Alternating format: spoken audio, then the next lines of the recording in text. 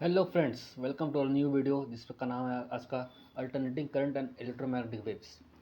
कैसे हैं आप सब? आई होप आप सब अच्छे हैं। और हम आज नया वीडियो लेकर आए हैं जिसमें हम alternating current and electromagnetic waves का वीडियोस देखने वाले हैं। तो let's start with the contents first. हमारे आज के कंटेंट्स क्या क्या होने वाले हैं? एक है alternating current, phasor diagram for LCR circuit, resonance circuit, power in an AC circuit, transformers, Maxwell relations and electromagnetic spectrum. इनमें से सबसे ज़्यादा इंपॉर्टेंट जो है फ्रेंड्स हमें जो देखना है वो बहुत ज़्यादा जो एक एग्ज़ाम में आने के चांसेस है वो एक फेज डायग्राम फॉर LCR आता है। रेजोनेंस से बहुत क्वेश्चंस आते हैं। मैक्सवेल रिलेशंस तो फ्रेंड्स आप छोड़ ही नहीं सकते, छोड़ने का सोचना भी नहीं है ना ये। और इलेक्ट्रोमैग्नेटिक स्पेक्ट्रम में बहुत कुछ कुछ क्वेश्चंस आ जाते हैं। तो let us see with the contents topic. क्या होने वाला है अल्टरनेटिंग करंट? क्या होता है फ्रेंड्स अल्टरनेटिंग करंट? हमने पहले ही हम तो बचपन से पढ़ते आ रहे हैं करंट के बारे में, अल्टरनेटिंग करंट के बारे में। सीधी सी बात है, अगर मैं एक कर्व ड्रॉ करूं और ये इस तरह का कुछ कर्व आएगा साइनोसॉइडल शेप में, तो मैं इसे अल्टरनेटिंग करंट बोल सकता हूँ ना। तो क्या होता है alternating current? And alternating current A voltage that varies like a sine function with time is called alternating voltage and the current driven by it in a circuit is called alternating current। Simple सा एक line है, कुछ भी नहीं है, कोई rocket science नहीं है। अगर अल्टरनेटिंग करंट जानना है तो एक सिंपल से कर्व होता है ना। एक ऐसा कर्व ड्रॉ कर रहे हैं आप एक्सिस में, this is axis, this is ordinate. ये साइनोसॉइडल वोल्टेज है ना। Sinusoidal voltage means this curve, this shape में जो दिख रहा है आपको, ये हो गया आपका अल्टरनेटिंग करंट। नाउ अब basic this is was introduction. और हमें इसके बारे में पहले से भी नॉलेज है कि VRMS क्या होता है, IRMS क्या होता है, और V maximum, I maximum, this is maximum values, peak values है ना। तो क्या है रिलेशन दोनों हम सब में? VRMS is equal to VM/√2 and IRMS is equal to IM/√2। ये हमारा RMS और मैक्सिमम वैल्यू का रिलेशन आपस में है ना। ये हमें पहले ही मालूम था। तो लेट अस मूव अहेड कि हमारा next AC voltage apply to a series LCR circuit. हमने AC वोल्टेज अप्लाइड के बारे में हमने पढ़ा है। एल इंडक्टर सर्किट के लिए इंडिविजुअली पढ़ा हुआ है, कैपेसिटर सर्किट के लिए अलग से पढ़ा हुआ है, रजिस्टर सर्किट के लिए अलग से पढ़ा हुआ है ना। क्या हमने क्या पढ़ा है इसमें? हमने ये देखा कि V for resistor circuit V is equal to IR होता है, और for inductor circuit V is equal to LdI/dt होता है इंडिविजुअली, और V is equal to Q/C for capacitor circuit. हमें पता है करंट और resistance both are in same phase, उनमें कोई फेज डिफरेंस नहीं होता, दोनों सेम फेज में होता है, velocity and sorry voltage and resistance. But capacitor और इंडक्टर वेरी करते हैं, और there is a leading and lagging, where inductor जो होते हैं π/2 एंगल फेज डिफरेंस पीछे होता है, कैपेसिटर π/2 जो फेज डिफरेंस आगे होता है। ये हमने पहले जाना हुआ है, ये हमें इसके बारे में हमने थ्योरी पढ़ा है, उसके हमने बारे में हमने डेरिवेशन किए हुए हैं। तो अब हम इस वीडियो में इस पार्ट में जो हम क्विक सबका एक समरी, सबका एक साथ जो देखने वाले हैं, फेजर डायग्राम और कर्व्स एक साथ सारे हैं, तो इन तीनों का मिला जुला रूप हम देखने वाले इस वीडियो में। तो देखते हैं। हमें पता है जब सारे सीरीज में लगे हों, resistor, capacitor, inductor, in series with this input sinusoidal voltage, तो आपको क्या मिलता है? V is equal to LdI/dt plus IR plus Q/C। ये हो गया आपका V is equal to LdI/dt plus IR plus Q/C, इन तीनों का कंबाइंड फॉर्म। तो we want to determine the instantaneous current, मतलब IM की वैल्यू। इंस्टेंटेनियस मीन्स IM की वैल्यू हमें फाइंड करना है, I and it's phase relationship to the applied alternating voltage V। IM find करना है और इसका फेस रिलेशनशिप, फेस से I से कैसे रिलेटेशन है ये क्या फाइंड करना है ये। और हम देखेंगे फेजर टेक्निक से। क्या होता है फेजर टेक्निक फ्रेंड्स? हम पहले ये देखते हैं फेजर टेक्निक क्या होता है, उसके बाद हम देखेंगे इसके बारे में डिटेल में। फेजर टेक्निक ये होता है, phasor is a vector which originates about the origin with angular speed omega, है ना। फेजर क्या होता है? एक वेक्टर होता है which rotates about the origin, origin के अबाउट रोटेट करता है ना। और उसका एंगुलर स्पीड होता है ओमेगा होता है। तो what is phasor? Phasor is nothing but A vector only उसका। तो अब इस सर्किट में LCR तीनों में हम फाइंड करते हैं करंट की value. I is equal to IM sine omega t, फिर IM is the maximum value और पीक वैल्यू। बट IM हमें पता है, IM होता है VM upon square root of R² plus XC minus XL whole square. ये हमने पहले पढ़ा हुआ है इसके बारे में, है ना। XM इज VM, ये होता है R² plus XC minus XL whole square.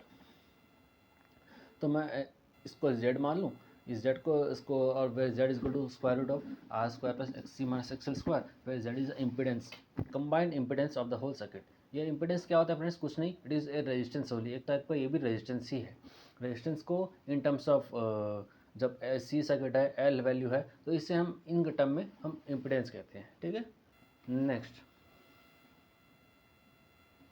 Impedance diagram. Impedance diagram इस अगर मैं triangle, right angle triangle draw करूँ और ये एंगल फाई मानूँ इसे, है ना, तो मैं इसको मैं अगर perpendicular x C minus XL मान सकता हूँ ना, और ये रेजिस्टेंस सर्किट मान सकता हूँ, तो ये क्या हो जाएगा? जेड हो जाएगा आपका। तो ठीक है, तो अब इसमें मुझे tan फाई अगर फाइंड करना होता है, tan फाई होता है परपेंडिकुलर अपॉन बेस, तो परपेंडिकुलर इसमें एक्स सी माइनस एक्सएल होता है और बेस जो होता है वो आर होता है। अगर X C is greater than X L then और phi is positive, X C अगर एक्स से ज़्यादा है तो फाई की वैल्यू पॉजिटिव होगी, और सर्किट इज प्रीडोमिनेंटली कैपेसिटेटिव। ये ध्यान रखने वाली बात है फ्रेंड्स, प्रीडोमिनेंटली कैपेसिटेटिव। अगर फाई की वैल्यू पॉजिटिव हो गई तो, और एक्स सी मतलब capacitive reactance is greater than inductive reactance, मतलब resistance due to capacitor due is greater than resistance due to inductor, ये ज़्यादा हो गया तो फाई की वैल्यू पॉजिटिव हो जाएगी, और फाई की वैल्यू पॉजिटिव हो जाएगी तो ये सर्किट पूरा प्रीडोमिनेंटली कैपेसिटेटिव बन जाएगा। मतलब सर्किट विल बिहेव एज सिर्फ कैपेसिटर लगा हुआ है और कोई डिवाइस नहीं लगा है उसमें, ठीक है। और इसके बारे में हमने पहले पढ़ा हुआ है, अगर सर्किट में सिर्फ कैपेसिटर लगा हुआ है या कैपेसिटर सर्किट में सिर्फ इंडक्टर लगा हुआ है तो रेजिस्टेंस मतलब उसके पावर कंज्यूम नहीं होता है, हम आगे देखेंगे इस वीडियो में। तो इस leads a voltage by pi by to. अगर कैपेसिटर सर्किट है तो सर्किट जो करंट जो होता है इसमें वोल्टेज लीड करता है पाई बाय टू से, करंट आगे चलता है, वोल्टेज पीछे होता है। Similarly if X is C is less than XL, phi is negative and circuit is predominantly inductive, मतलब पूरा सर्किट ऐसे बिहेव करेगा जैसे सर्किट में सिर्फ इंडक्टर लगा हुआ है और कोई वैल्यू और कोई डिवाइस कुछ लगा नहीं है, ठीक है। और current will lag the voltage by pi by to. ये हमने इंडक्टर सर्किट में पहले देखा हुआ है, जिसमें सिर्फ प्योर इंडक्टर लगा होता है उसमें करंट जो होता है पाई बाय टू से लैग करता है, और जिसमें सर्किट में कैपेसिटर लगा होता है उसमें करंट जो है लीड करता है पाई बाय टू से, ठीक है। Let's move forward. Resonance, very important condition first. ऐसा कोई एग्ज़ाम नहीं जिसमें रेजोनेंस से रिलेटेड कोई क्वेश्चन ना पूछा जाता हो, चाहे बोर्ड हो, नीट, जेई, जिप, AIPMT, जिपमर, सारे जितने क्वेश्चन, जितने भी कॉम्पिटिटिव एग्जाम्स के टॉपिक ले लो, इससे क्वेश्चन तो आना ही है। और क्या होता है resonance? Very simple concept friends, जब इंडक्टिव रिएक्टेंस और capacitive reactance becomes equal then we say it becomes resonance. मतलब दो रेजिस्टेंसेस, जिस ये दो केस में हो सकता है। एक केस वो जब सर्किट में सिर्फ इंडक्टर और कैपेसिटर है, और दूसरा केस वो जिसमें इंडक्टर, कैपेसिटर, रजिस्टर है। इन दो ही केस में आपको रेजोनेंस देखने को मिलेगा, है ना, क्योंकि आपको एल और सी होना चाहिए, और एल और सी दो केस में हो सकता है किसी भी सर्किट में। तो omega X L is good X C, omega L is good 1 omega C, और omega square is good 1/LC, omega is good 1/√LC। ये is the resonance condition friends, this is condition for resonance. जब ये value आपको मिल जाएगी तो आप ये कहेंगे कि सर्किट इज इन रेजोनेंट।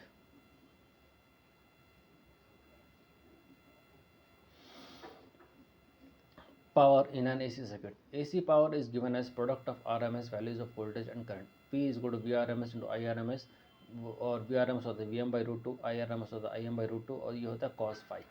तो VP is equal to VI cos phi is equal to I square Z cos phi। तो ये हो गया आपका V is equal to IZ, जिसे या हम कहते हैं VI cos phi लिखते हैं, या हम V को IZ लिख लें, इन टर्म्स ऑफ इम्पिडेंस लिख लें, तो पावर होता है हमारा I square Z cos phi max. अब ये आगे हमारा दो कंडीशन। पहला कंडीशन, जब मैक्सिमम पावर कंजप्शन कब होता है? जब सर्किट में रेजिस्टेंस हो। फ्रेंड्स ये कॉन्सेप्शन है कि जिस सर्किट में रेजिस्टेंस हो उस सर्किट में ही पावर कंज्यूम होता है, जिस सर्किट में रेजिस्टेंस नहीं है उसमें पावर कंज्यूम नहीं होता। मतलब अगर प्योर इंडक्टर सर्किट है या प्योर कैपेसिटर सर्किट है उसमें पावर कंज्यूम नहीं होता, जिसमें रजिस्टर है उसमें ही कंज्यूम होगा पावर। तो इस केस में LCR में R है तो देखो पावर कंज्यूम होगा, और मैक्सिमम पावर कंजप्शन तब होता है जब प्योर रजिस्टर सर्किट होता है।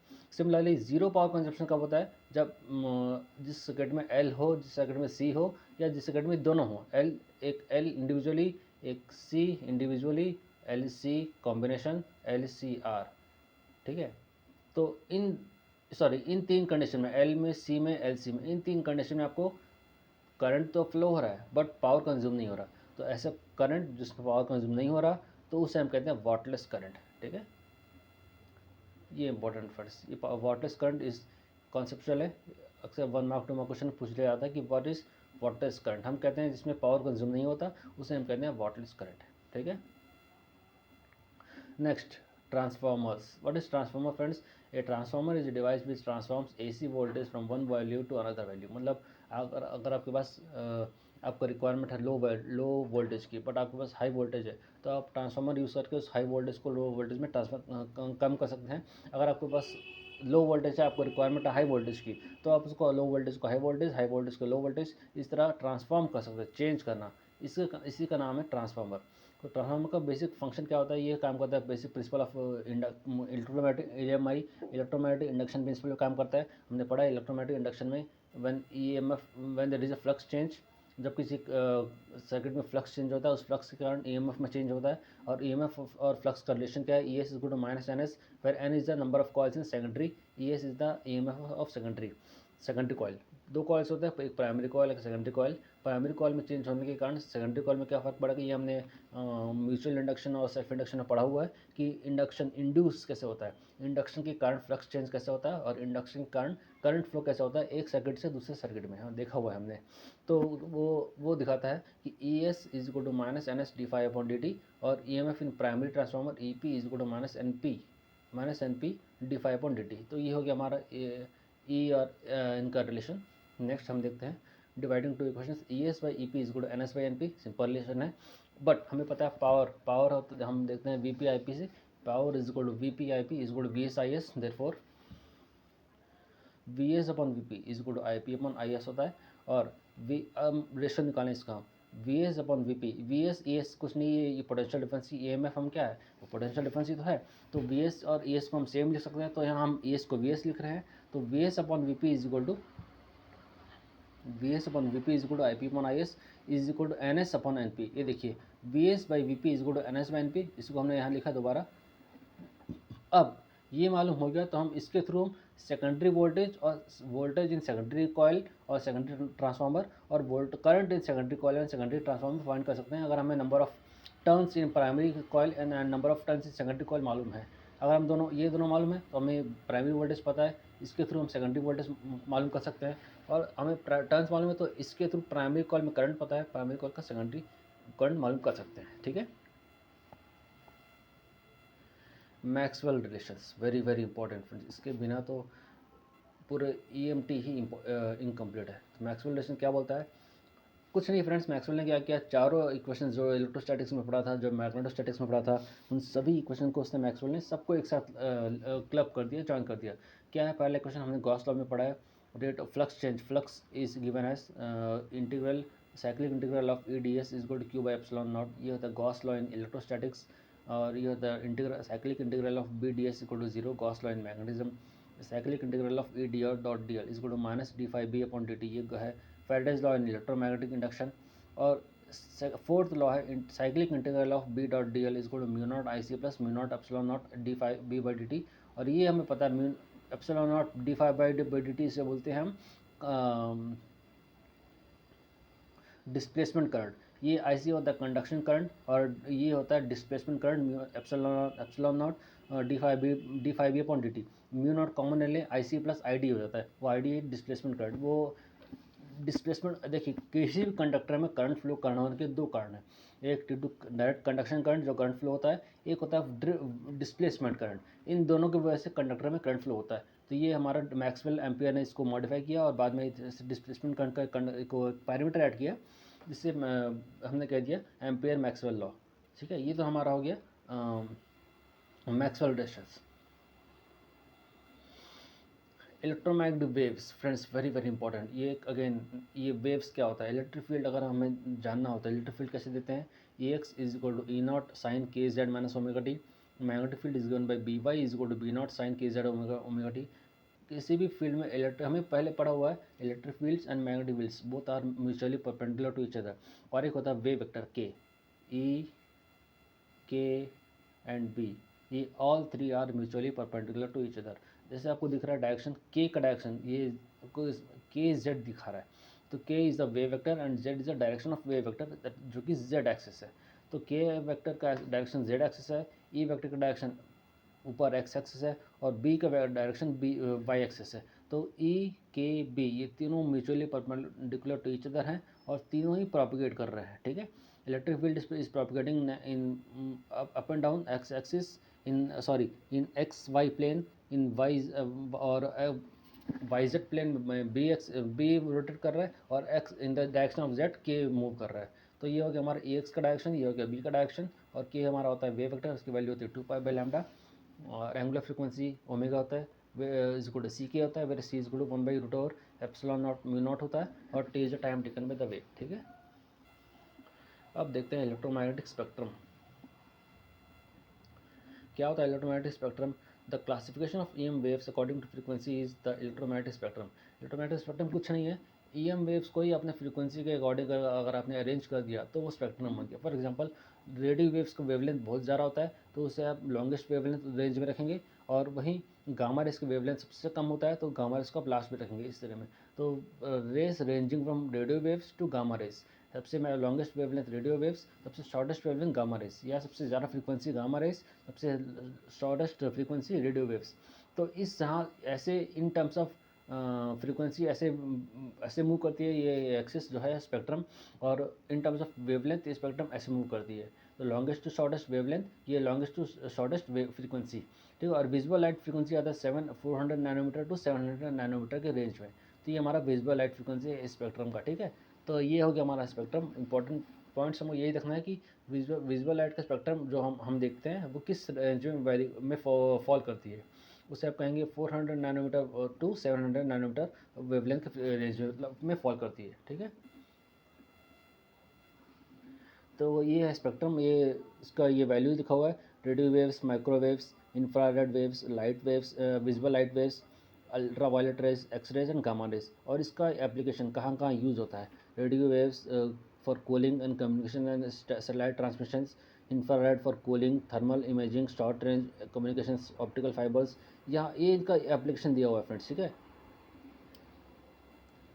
तो फ्रेंड्स ये हमारे यहाँ ख़त्म होता है हमारा इलेक्ट्रोमैग्नेटिक वेव्स। जल्दी मिलते हैं नेक्स्ट वीडियो में, तब तक के लिए गुड बाय, टेक केयर।